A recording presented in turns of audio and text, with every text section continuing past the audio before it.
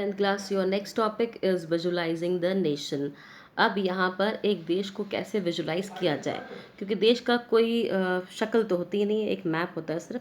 तो उसको कैसे आइडेंटिफाई किया जाए, कैसे लोगों को समझाया जाए, कैसे कनेक्ट किया जाए। तो यहाँ पर कुछ आर्टिस्ट थे जिन्होंने इसको डेवलप करा 18th और 19th सेंचुरी में, और इनको एक ह्यूमन फॉर्म में कन्वर्ट करा। यहाँ पे पर्सोनिफिकेशन हुआ है नेशन का। While it is easy enough to represent a ruler through a portrait और a statue।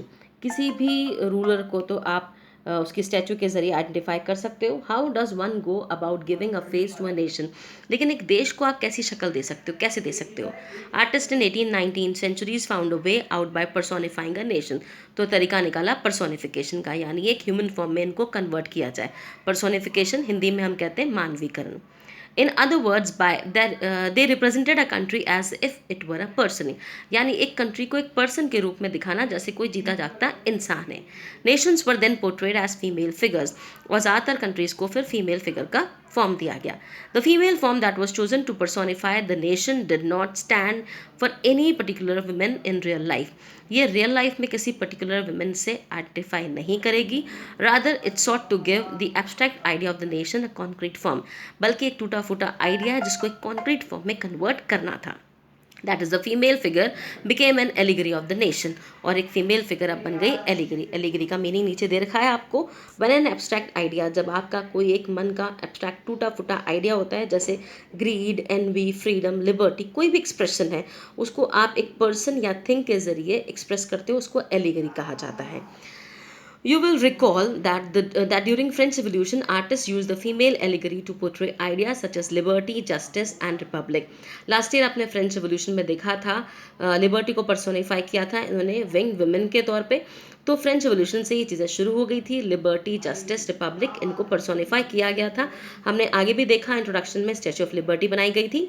These ideals were represented through specific objects और सिंबल। इनके लिए कुछ पर्टिकुलर ऑब्जेक्ट और सिंबल का इस्तेमाल किया गया। As you would remember, the attributes of liberty are the red cap. जैसे लिबर्टी के लिए रेड कैप था, ब्रोकन चेन है। वाइल जस्टिस, इसके लिए जनरली ब्लाइंड फोल्डेड वुमेन, आँख पे पट्टी बंधी हुई वुमेन जो हाथ में वेइंग स्केल्स को लेकर खड़ी होती है, उसका इस्तेमाल करते हैं। तो उसी तरह से फीमेल एलिगरीज जो थी वो अलग अलग आर्टिस्ट ने 19th सेंचुरी के टाइम पर बनाई। तो फ्रांस के लिए जो यूज़ की गई थी वो थी क्रिस्टिन मरियना। एक पॉपुलर क्रिश्चियन नेम है which underline the idea of a people's nation.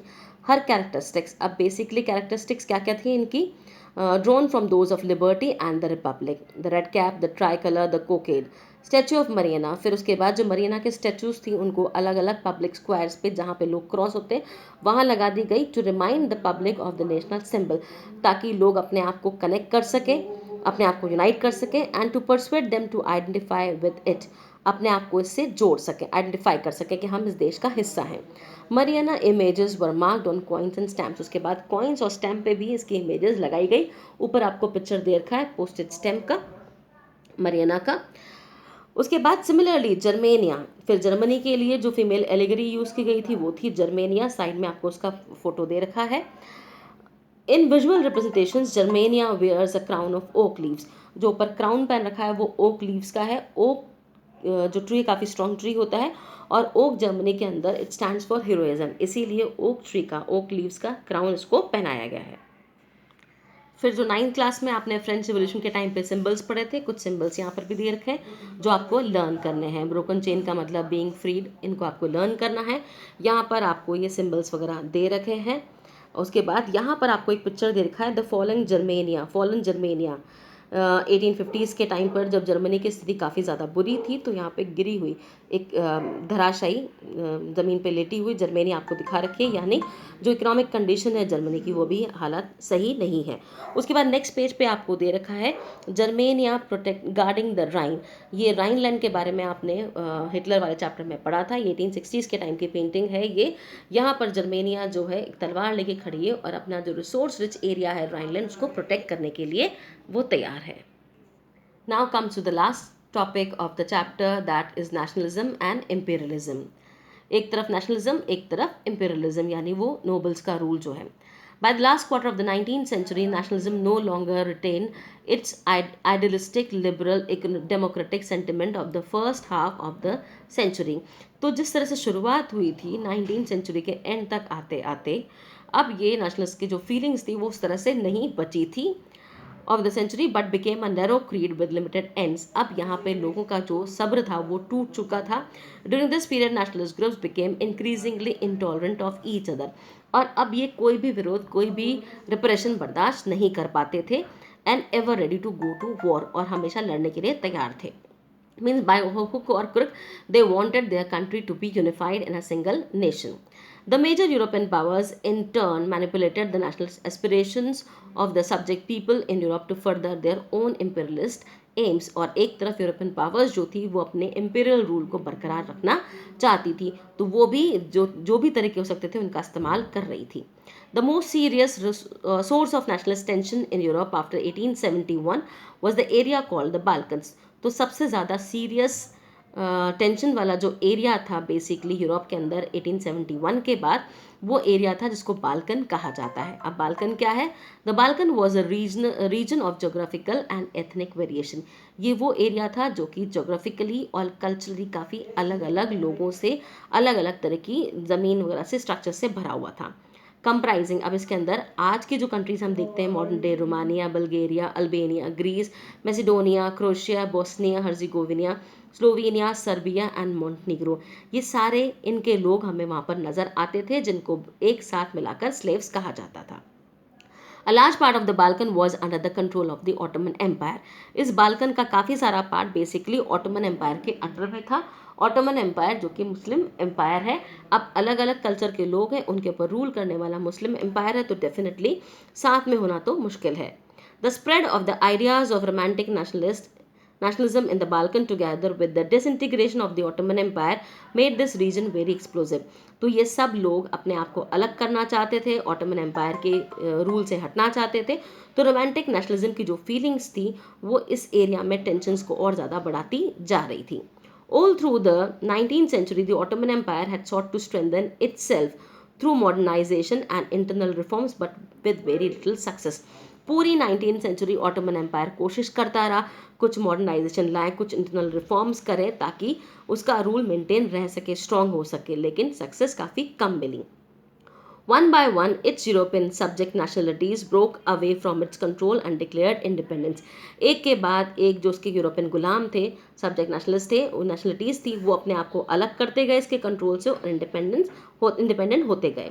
The Balkan people based their claims for independence or political rights on nationality and use history to prove that they had once been independent but had subsequently been subjugated by foreign powers. जितने भी Balkan के लोग थे इन सब का मानना यही था कि हम भी किसी ज़माने में आज़ाद हुआ करते थे और अब हमारे ऊपर ज़बरदस्ती फॉरेन पावर्स रूल कर रही है, तो हमें अधिकार है अपने आप को एक आज़ाद देश में देखने का. Hence the rebellious nationalities in the Balkans thought of their struggle as attempt to win back their long lost independence. तो इनका मानना था कि हम जो युद्ध कर रहे हैं अपनी खोई हुई आज़ादी को पाने के लिए कर रहे हैं. As the different Slavic nationalities struggled to define their identity and independence, the Balkan area became an area of intense conflict. तो definitely ये intense conflict वाला area बन गया था क्योंकि सबकी अपनी identity थी, सब अपने आप को define करना चाहते थे. The Balkan states were fiercely jealous of each other. लेकिन ये आपस में एक दूसरे से jealous भी थे and each hoped to gain more territory at the expenses of the other. तो जब ये चाहते थे कि हम यहाँ से अलग हुए तो हम किसी और का पार्ट एनेक्स करके निकले. मान लीजिए ये पूरा बाल्कन एरिया है, यहाँ पे अलग अलग ग्रुप्स हैं, इनको अभी अलग होना है, रूल कर रहा है इनके ऊपर ऑटोमन एम्पायर. तो ये चाहते हैं कि ऑटोमन एम्पायर से हम अलग हो जाएं, लेकिन जब हम यहाँ से अलग हो, मान लो मैं यहाँ से अलग होना चाहती हूँ, तो जब मैं यहाँ से निकलूँ तो थोड़ा इसका पार्ट लेकर निकलूँ ताकि मैं एक पावरफुल कंट्री के तौर पे बाहर निकलूँ, दोबारा मेरे ऊपर कोई एनेक्सेशन ना हो. तो एक दूसरे से जेलस भी थे और पावरफुल होकर यहाँ से निकलना चाहते थे, इसलिए लड़ाई झगड़े इनके बढ़ते चले गए. Matters were further complicated because the Balkans also became the scene of big power rivalry. लेकिन कंडीशन और ज़्यादा वर्स कब होगी, जब दूसरी सुपर पावर्स भी इनके ऊपर कब्जा करना चाहती थी. वो चाहती थी ऑटोमन एम्पायर को रिमूव कर दें और हम इस पर कब्जा कर लें. तो इनको यहाँ से अलग होना है ऑटोमन एम्पायर से, दूसरे की टेरिटरी एनेक्स करनी और अपने आप को यहाँ से भी बचाना है. यानी एक सैंडविच के बीच में स्टफिंग की तरह ये लोग फंस चुके थे. इसीलिए एरिया काफ़ी टेंशन वाला हो चुका था. During this period there was intense rivalry among European powers over trade, क्योंकि जितने भी यूरोपियन पावर्स थी वो ट्रेड और colonies, navy and military might को लेकर एक दूसरे से काफ़ी ज़्यादा जलती थी और एक दूसरे को डोमिनेट करना चाहती थी. These rivalries were very evident in the way the Balkan problem unfolded, और इसलिए बाल्कन्स की प्रॉब्लम बढ़ती चली गई. जितनी भी पावर्स थी, Russia, Germany, England, Austro Hungary was keen on countering the hold of other powers. वो चाहती थी कि हम भी इन पावर को इस एरिया को अपने हाथ में ले लें and extending its own control over the area. This led to series of wars, जिसके वजह से एक के बाद एक वॉर होते चले गए और फाइनली ये सारा वॉर जो था ये फर्स्ट वर्ल्ड वॉर में कन्वर्ट हो गया. Nationalism aligned with imperialism led Europe to disaster. तो नेशनलिज्म और इम्पीरियलिज्म ये दोनों फीलिंग्स की वजह से यूरोप का डिजास्टर शुरू हुआ 1914 से, जो कि फर्स्ट वर्ल्ड वॉर था. 1918 में कंप्लीट हुआ. But meanwhile many countries in the world which had been colonised by European powers इन द 19th century began to oppose imperial domination. लेकिन इसी टाइम पर बहुत सारी कंट्रीज जो कि यूरोपियन पावर के हाथ में थी वो अपने आप को अलग करते हुए इंडिपेंडेंट करती चली गई. The anti imperial movements that developed everywhere were nationalist. जितने भी एंटी इम्पीरियल मूवमेंट्स बन रहे थे वो सब नेशनलिस्ट थे, in the sense that they all struggle for to form independent nation state, क्योंकि सभी अपनी कलेक्टिव आइडेंटिटी के लिए, अपने नेशन स्टेट के लिए लड़ रहे थे imperialism के खिलाफ. European ideas of nationalism were nowhere replicated, for people everywhere developed their own specific variety of nationalism, but the idea that societies should be organized into nation state came to be accepted as natural and universal. क्योंकि nation state का जो idea है ये natural है, universal है, इसलिए ultimately काफ़ी सारी कंट्रीज़ यहाँ से फिर आज़ाद होकर निकली. This is all about in this chapter.